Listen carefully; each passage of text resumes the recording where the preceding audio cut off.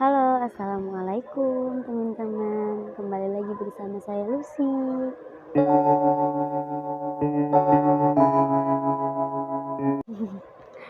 Maaf ya teman-teman, kalau soundnya agak mengganggu karena emang orang tua aku lagi nonton TV dan bapak itu pendengarannya udah nggak bagus, maksudnya kurang mendengar. Jadi kalau misalkan emang nyalahin TV volumenya harus agak keras sedikit, dan ini aku bikin video malam nggak bisa, soalnya siang tuh nggak bisa bikin video dikarenakan HP-nya itu rebutan sama anak aku.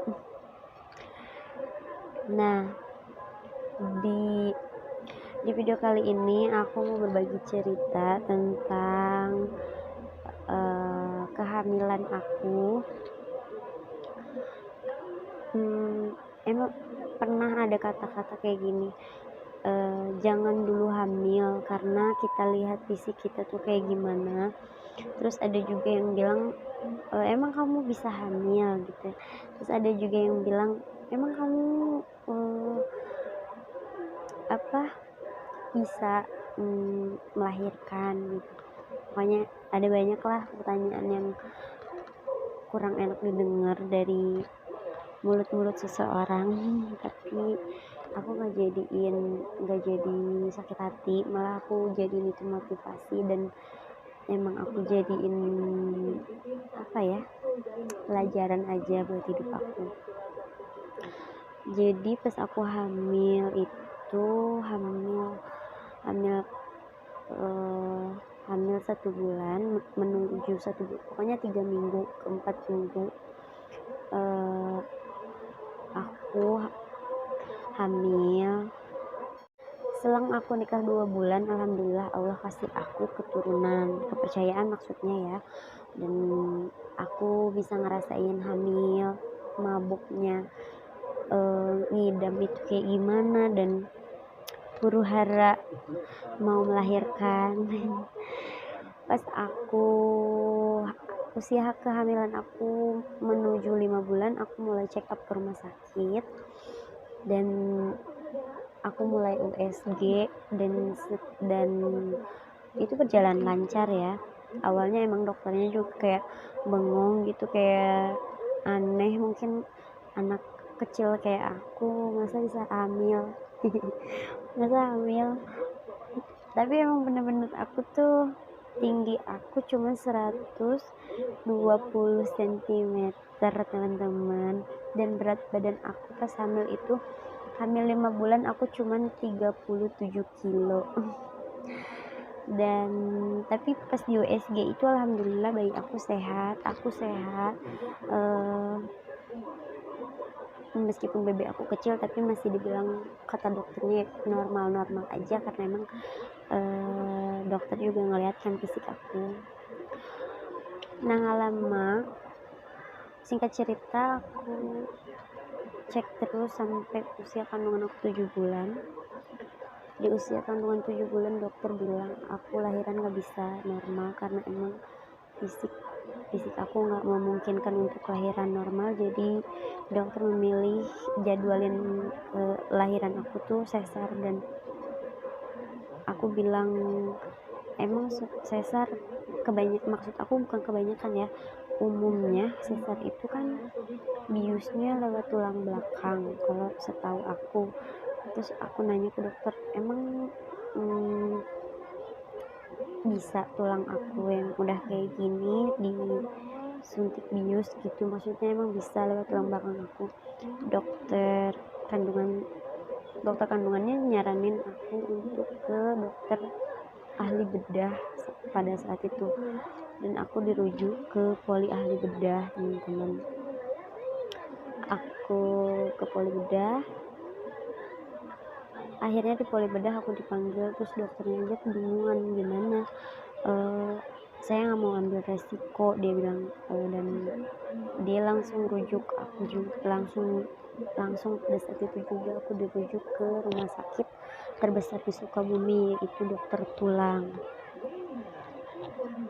Nggak nunda lagi dong, maksudnya selang berapa hari aku langsung berangkat ke rumah sakit, dengan surat rujukan itu.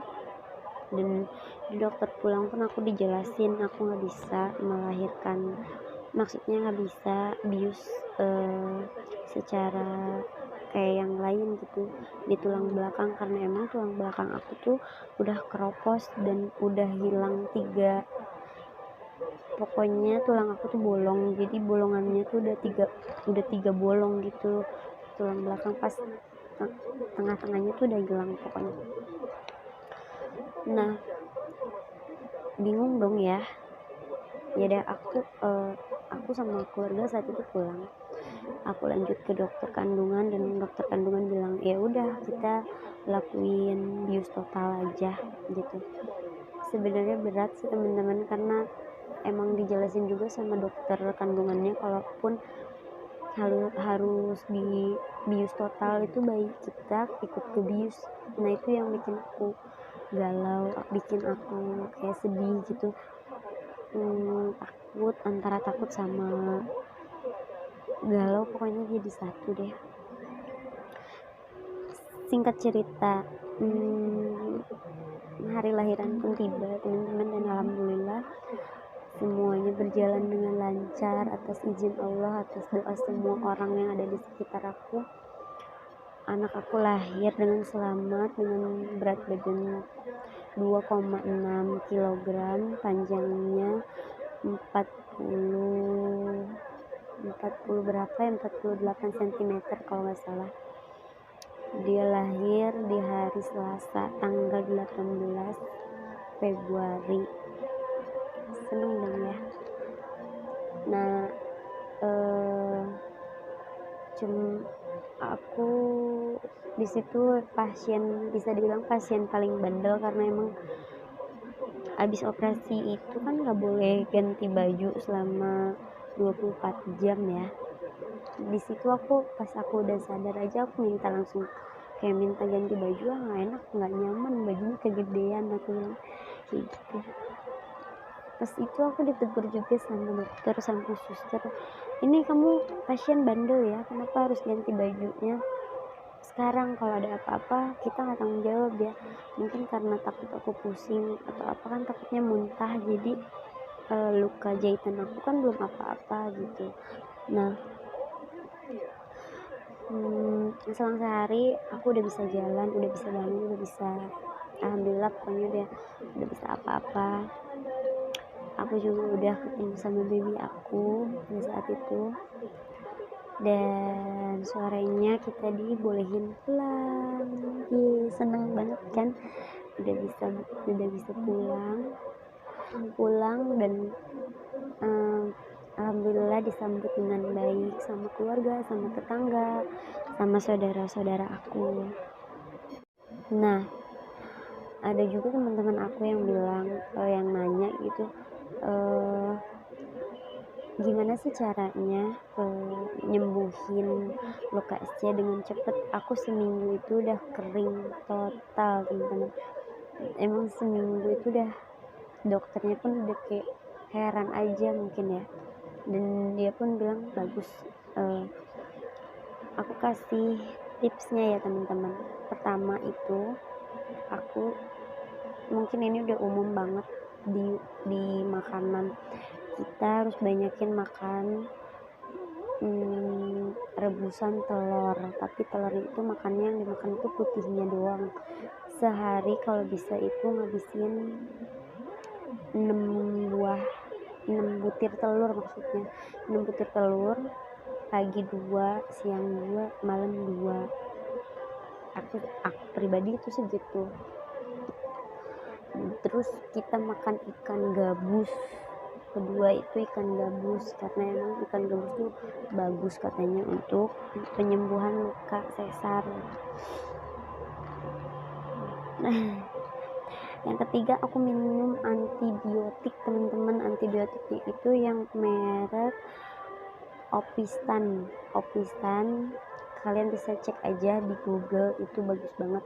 Aku minum itu selama 3 bulan sih, emang di masa penyembuhan 1 minggu itu aku masih minum, dan dokter, maksudnya bukan resep dari dokter ya, tapi emang aku minum itu karena saudara aku dia udah pengalaman banget, maksudnya udah pengalaman tahu obat-obatan, tahu obatnya yang bagus tuh apa gitu. Dan yang ketiga itu maaf ya, keempat jadi pakai madu, teman-teman. Kalian pasti udah tahu dong madu manfaatnya tuh kayak gimana. Dan itu aku pakai madu asli, teman-teman, bukan madu yang udah dikemas atau yang ada di supermarket gitu, bukan, tapi itu harus benar-benar madu asli.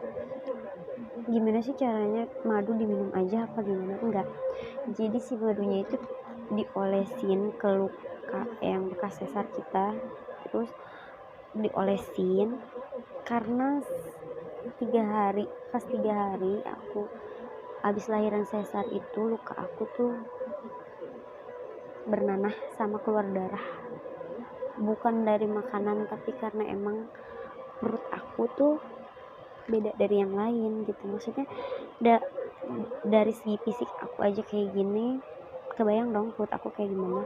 Perut aku tuh gak ada perutnya, jadi kelipet aja gitu. Nah itu yang buat susah ganti perban, terus ganti pokoknya ngeceknya susah gitu, jadi ketilep, jadi basah kan luka bekas sesarnya, karena emang perut aku tuh nggak rata gitu, jadi kayak ketilep aja. Iya ketilep gitu, teman-teman. Nah pas 3 hari itu aku kayak galau, nangis, takut perut aku robek gitu, takut robeknya gede. Pas aku kacain, kok gini sih perut aku, pada ada bolong-bolong kecilnya 3 itu, teman-teman, dan itu ngeluarin nanah sama darah tuh di situ.